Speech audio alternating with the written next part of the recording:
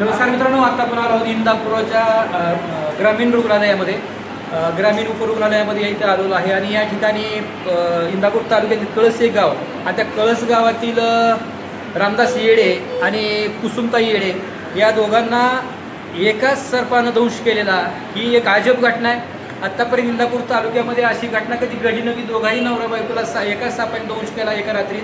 आणि ते आता इथं इंदापूर तालुक्यातल्या इंदापूर शहरातल्या ग्रामीण रुग्णालयामध्ये आता ते उपचार घेत आहेत आणि त्यांच्याशी आपण आता बातचीत करणार आहोत. खरं तर आता लाईट येत नाही, रात्रीचं लाईट नसते आणि पावसाने मात्र लांबण लावलेली आहे आणि त्यामुळं उकाडा वाढलेला आहे. उकाडा वाढल्यामुळे लोक बाहेर झोपत आहेत आणि खरं तर लोक उकाडा वाढल्यामुळे बाहेर येत आहेत आणि सापसुद्धा उकाडा वाढल्यामुळे बाहेर येत आहेत आणि त्याच्यामुळं कदाचित ही धोक्याची घटना घडत आहे.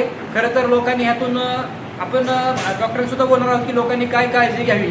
खरं तर ही आता दोघंही उपचार घेत आहेत पण यांची तब्येत व्यवस्थित आहे असं डॉक्टर सांगितलं. परंतु याच्यानंतर पुढची घटना अशी घडू नये आणि लोकांना असे धोका होऊ नये आणि जर झाला तर मग जबाबदार कोणाला धरायचं. कारण रात्रीचं लाईट नसते, बरोबर दिवसा लाईट असते, रात्रीचं नसते. खरं तर रात्रीचं लाईट असायला पाहिजे.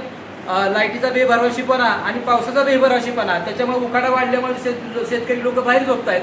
आता सुलतानी संकट आणि आसमानी संकट दोन्ही संकट शेतकरी सामना करतायत आणि पुन्हा हे आता सर्पाचं संकट. आपण आता त्यांच्याशी बोलणार आहोत. सांगा येडे साहेब, आपण कशी घटना गेली सांगा. खरं दिवसभर बी लाईट नसते, रात्रभर बी लाईट नसते. पावसात दिवसाची उकाडा जास्त आहे आणि घरात जर झोपलं तर उकाड्यात दम निघत नव्हता. मग बाहेर झोपलो होतो. बाहेर झोपल्यानंतर आमचा साप आला, पत्नीच्या अंगावर आला, गळ्यात शिरलं, त्यानंतर माझ्या अंगावर आला आणि त्यातून थोडंसं वाटलं की आपल्याला चावलं असतं. मग दक्षता म्हणून आले लगेच इंदापूर उपजिल्हा रुग्णालयात संपर्काचा असं तिकडं आलो. सरकारी दवाखाना इथं लसीची काही अडचण येत नाही, उपचार व्यवस्थित दिलं. उपचार व्यवस्थित दिले, एकदम व्यवस्थित दिले. ठीक आहे. आपण ताईंशी बोलूया. ताई, मला सांगा आता तुमची तब्येत कशी आहे? बरी आहे. आणि तुम्हाला किती दिवस झालं कधी सर्पदंश झाला? शुक्रवारी पहाटे. आणि तुम्हाला इथं इंदापूरच्या ग्रामीण रुग्णालयात कसं पद्धतीने तुम्हाला आता तुम्हाला दिवस नव्हता तुम्ही गावातल्या सामाजिक कार्यकर्त्यांनी तुम्हाला मदत केली, त्यांनी तुम्हाला इथं रुग्णालयात दाखल केलं. डॉक्टरांनी उपचार कसे दिले? आता आपण पाहताय की दोन्हीही पेशंटची तब्येत चांगली आहे, परंतु दोन्हीही पेशंटला मण्यार जातीच्या सर्पानं दंश केला. आणि खरं तर या महाराष्ट्रामध्ये नाग, मण्यार, फुरशी आणि घोणस अशा 4 जाती विषारी आहेत. खरं तर पूर्वी नाग जास्त आढळून यायचे, परंतु मण्यार, फुरशी आणि घोणस इकडं फारसं एवढं आढळून येत नव्हतं. परंतु आता ह्या तिन्ही जाती, पुन्हा इकडं नाग पहिलाच होता, परंतु आता ह्या तिन्ही जातीसुद्धा इकडं जास्त त्याचं प्रमाण वाढलेलं आहे. खरं तर शेतकऱ्यांनी आता सावधानता बाळगली पाहिजे आणि जर ह्याची काळजी सरकारने सुद्धा घेतली पाहिजे. कारण शेतकऱ्यांचा मोठा प्रश्न आहे लाईटीचा आणि वीज न आल्यामुळे रात्रीची लोक बाहेर झोपत आहेत.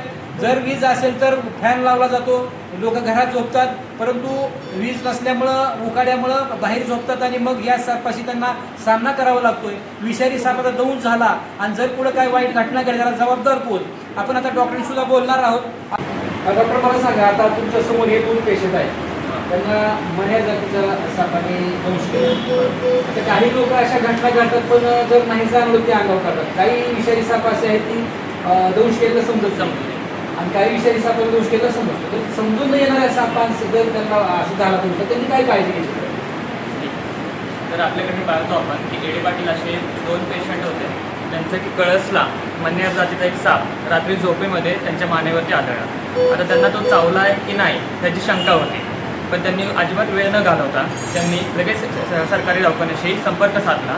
आता काही 3 जातींचे असे साप आहेत भारतामध्ये की ज्याला आपण कोब्रा, क्रेट, व्हाईटवर असे म्हणतो की त्यांचा दंश हा कधी कधी समजून येत नाही लोकांना आणि त्यांचं विषाचं हे 72 तास आपण त्याची परीक्षा घेऊ शकतो की लक्षणं कधी आढळतील हेही सांगता येत नाही. त्यामुळे लवकर आपण रुग्णालयात दाखल झालं पाहिजे. कारण ASV नावाचं जे औषध आहे ते आपण जे सापाच्या ह्याच्यामध्ये देतो ते काही तपासण्या केल्यानंतर समजून येतं की तुमच्या शरीरामध्ये ते विष पसरत आहे का आणि त्याच्यासाठी अर्जंट म्हणजे लगेच उपचार काय दिले पाहिजे. आम्ही 4-4 तासासाठी त्यांचं वेगवेगळे आम्ही तपासण्या केल्या.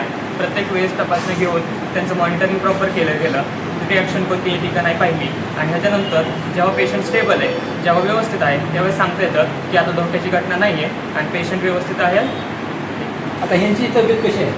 आता जे पाहताय तुम्ही पेशंट हे एकदम ठणठणीत आहे. 2 दिवस आमच्या निरीक्षणाखाली आहेत. त्यांचे वायटल्स वगैरे पूर्ण स्टेबल आहेत. त्यांनी फक्त लवकर येऊन उपचार घेतल्यामुळे आज त्यांची ही कंडिशन प्रॉपर आहे.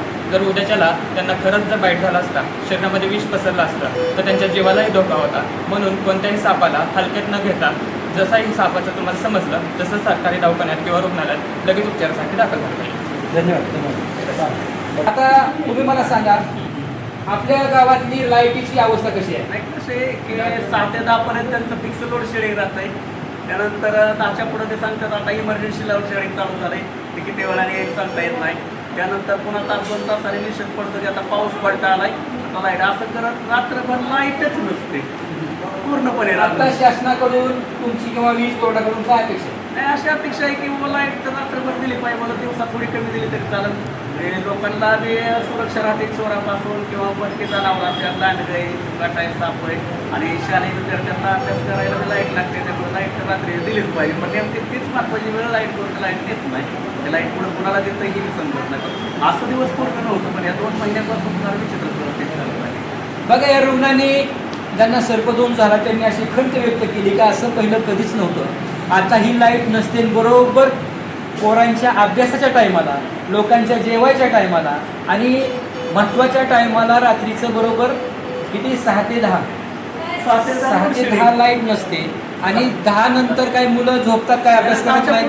10च्या पुढं इमर्जन्सी लोड शेडिंग येते कोणा म्हणतात, तसा मेसेज टाकतात किंवा 10च्या पुढं इमर्जन्सी लोड शेडिंग. त्यानंतर 12च्या पुढे एक मेसेज येतो की पाऊस येणार नाही, फॉल्ट झालाय. पाऊस तर नसतं ॲक्च्युली, म्हणतात ते किंवा पाऊस आलाय, फॉल्ट झालेला आहे.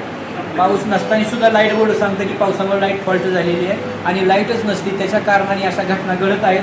आणि आता आपल्याबरोबर कळसगावचे ही दोघे ग्रामपंचायत कळसचे आहेत आणि कळसगावचे एक सामाजिक कार्यकर्ते आणि आध्यात्मिक क्षेत्रामध्ये त्यांचा मोठा गाडा अभ्यास आहे आणि त्यांना भेटण्यासाठी कळसगावचे बाबा महाराज खारतुळे आपल्याबरोबर आहेत. महाराज, आपण असं या, बरोबर काय बोलाल आपण या संदर्भात? ही जी घटना घडली आहे. सर्वप्रथम आमचे रामदासजी येडे आणि त्यांच्या सौभाग्यवती कुसुमताई, पांडुरंगानं परमेश्वरानं त्यांना या संकटातून बाहेर काढलं, त्याबद्दल मी परमेश्वराचं आभार व्यक्त करेन. कुठल्या शब्दाने व्यक्त करू हे मला काही सुचत नाही, परंतु निश्चित मी एवढं सांगेन की भारत देश आपला हा कृषीप्रधान देश असताना शेतकऱ्यांसाठी म्हणजे पाहिजे तशा सुविधा उपलब्ध नाहीत आणि म्हणून शेतकऱ्यावरती असा आघात होतो. आता जर वास्तविक पाहता या दोन्ही दाम्पत्यांनी सांगितलं की बाबा जर लाईट असती तर आम्हाला हे असं घडलं नसतं, म्हणून थोडं शासनानं शेतकऱ्यांकडे लक्ष द्यावं आणि शेतकऱ्यांची लाईट ही लोड शेडिंग वगैरे कुठलंही लोड शेडिंग म्हणजे मला काही कळतच नाही, नको लोड शेडिंग. मी तर असं म्हणेन की खरं कारखानदारीची लाईट, कंपन्यांची लाईट, उद्योगधंद्यांची लाईट जरा कमी करा आणि आमच्या शेतकऱ्यांना लाईट 24 तास लाईट उपलब्ध करून द्या, एवढंच बोलेल. आणि शेतकऱ्यांना आपल्या माध्यमातून एवढंच सांगेल की आपण स्वतःची काळजी स्वतः घ्या. शेवटी आमच्या तुकोबरायांच्या उक्तीप्रमाणे आपुले आपण करा सोडवणं संसार बंधनं तोडावी गी, की स्वतःची सोडवणूक स्वतःलाच करावी लागणार आहे. आपल्यासाठी कोणी नसणार आहे हे शेतकऱ्यांनी थोडं समजून घ्यावं, एवढंच मी आपल्या माध्यमातून सांगू शकतो. मित्रांनो, हे होते आपल्याबरोबर खारतुळे महाराज. त्यांनी सांगितलं, तुकाराम महाराजांच्या अभंगाचं उदाहरण देऊन सांगितलं, आपली आपण करा सोडवणं. म्हणजे तुमचं सरकार सोडवण करणार नाही, तुम्हाला कुणी निसर्ग तुमचं सोडवण करणार नाही. तुमच्या संकटातून तुम्ही सोडवण करण्यासाठी तुम्ही सावध राहिलं पाहिजे. आणि त्यांनी एक खंत व्यक्त केली की लोड शेडिंग काय प्रकार आहे नेमका. उद्योगपतींना मात्र तुम्ही उद्योगासाठी 24 तास लाईट देता आणि इथं मात्र शेतकऱ्यांना फक्त 6 तास 8 तास लाईट देत आहे. खरं तर उद्योग करणारी माणसं एशीमध्ये असतात, ऑफिसमध्ये असते, तर कुठलं साफ जाण्याचं काही कारण नाही. परंतु आमचा शेतकरी मात्र रानामात रात्रंदिवस राबतो, तिथं त्या निसर्गातल्या हिंस्र प्राण्याशी अगदी विषारी सापांसारख्याशी सामना करावा लागतो. त्यांना मात्र तुम्ही लाईट देत नाही. आणि जर लाईट रात्रीच असती तर हे आतमध्ये फॅन लावून झोपले असते उद्योगपतीसारखं, परंतु लाईट नसल्यामुळे त्यांना बाहेर झोपावं लागलं आणि त्याच्यामुळं सर्पदोष त्यांना झाला, असं त्यांनी सरकारला लाईट बोर्डला वेटीस धरलेला आहे. 12 न्यू महाराष्ट्र एक्सप्रेस न्यूज.